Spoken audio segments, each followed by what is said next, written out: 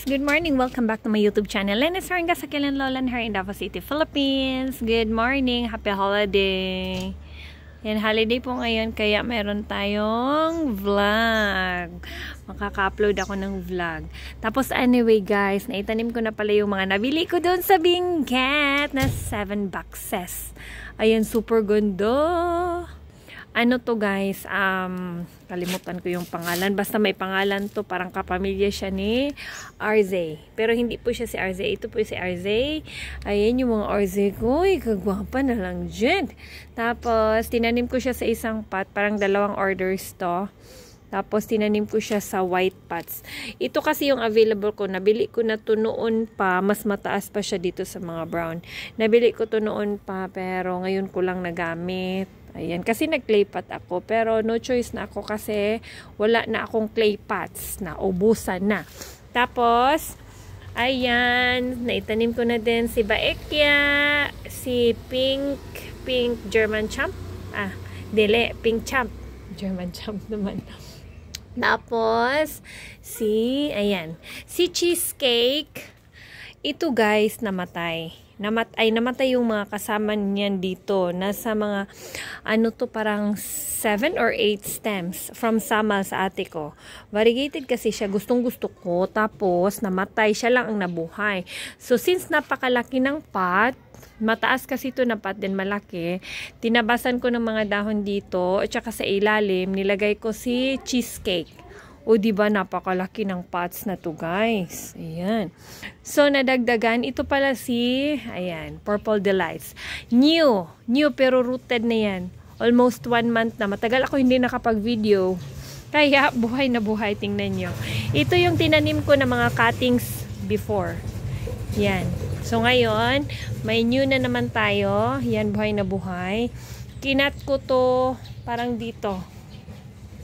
Ayan, pero namatay yung isa. Anyway, separate natin yung vlog dyan sa mga updates later on. Pero ito muna, pagtanim ko dito sa mga cheesecake, madaming masama sa pagdating. Yung mga ganito. So, ayan, kinuha ko. Pagkatapos, diniligan ko agad po yung mga stem kasi ang dami ng roots. Tapos, masa-masa yung leaves niya, kagaya ng sinabi ko sa inyo before, masa-masa yung leaves niya guys, diniligan ko sila kasi ang daming roots, dry ang roots na dry. So, ayan, super big. Tapos, another batch of cheesecake.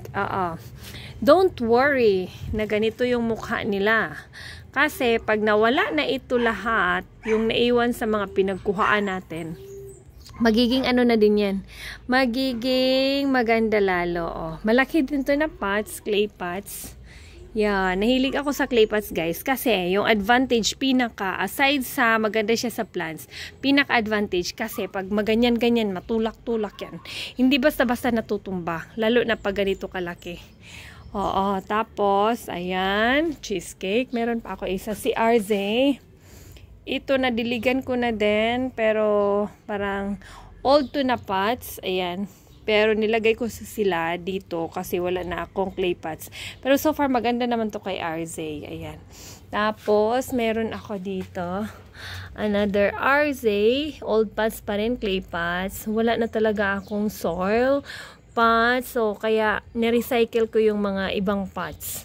Ito, halos mamatay na yung laman. Kaya, tinamnan ko ng RZ. Yung Crested Moonstone ko, parang, sana mabuhay. Kasi nung dumating ganyan na kalbo, inintindi ko na lang yung bagyo, guys. Kasi, laging umulan dito sa atin. Samot na sa bagyo. Sigig ulan. So, ito si party dress.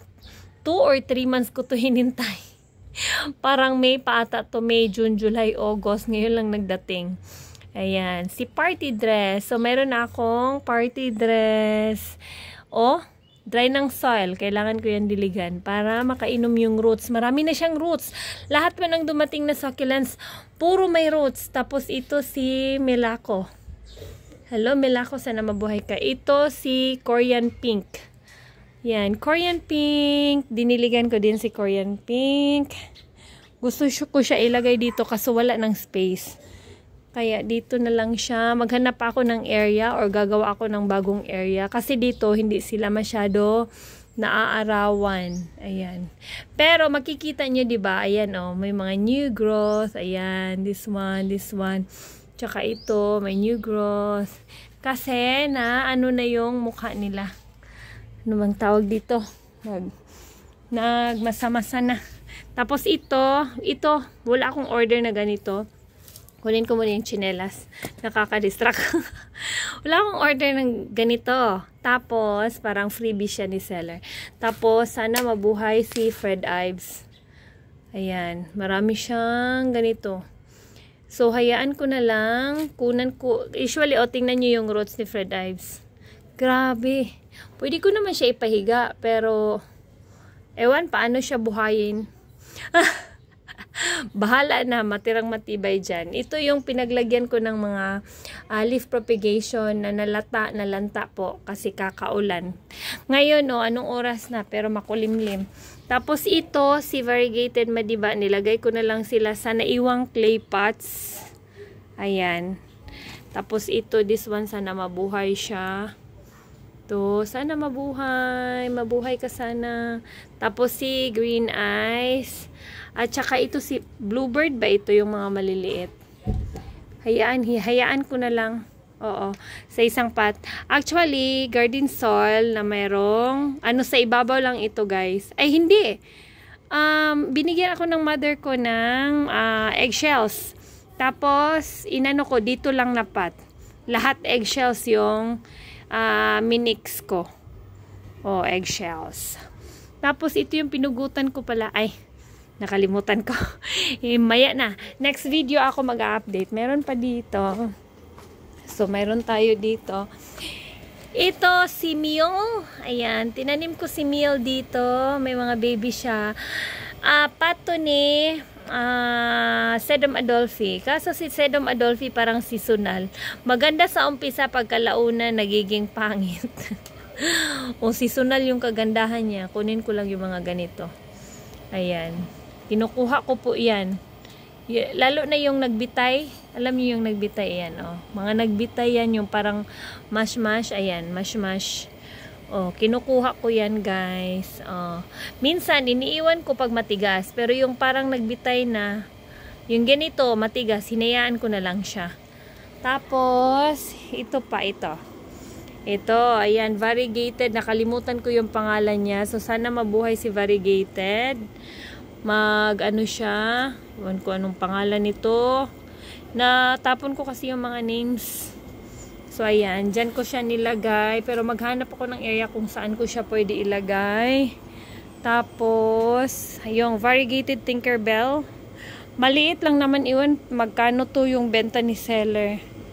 Kaya, dinagdagan ko yung variegated Tinkerbell natin. Meron kasi tayong variegated Tinkerbell. Ayan. Pero, meron akong pinugot 1, 2, 3. Nag-wonder ako saan yung isa na pinugot ko. Nahulog pala. Nilagyan ko na lang ng soil na nandito sa lupa lang. Tapos, ang dami ng babies ng mga stems. Diba? Ganyan lang. Parang ito lang naman yung mga nabili ko.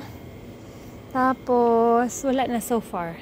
Umabot lang yung boxes natin ng 7 kasi dito sa cheesecake. Malalaki kasi si cheesecake guys. Dahil sa kanila, ayan, nagiging maganda ang umaga. Charot. Oo guys, nagiging maganda yung umaga. Dito ako na-amaze kasi pag masyadong mainit na, tapos meron ito, makakaano siya, makakasilong siya. Ang cute. Kaso lang ito nagiging kahoy, so pugut-pugutan na lang natin, di ba? Okay. Depende. So, ayan.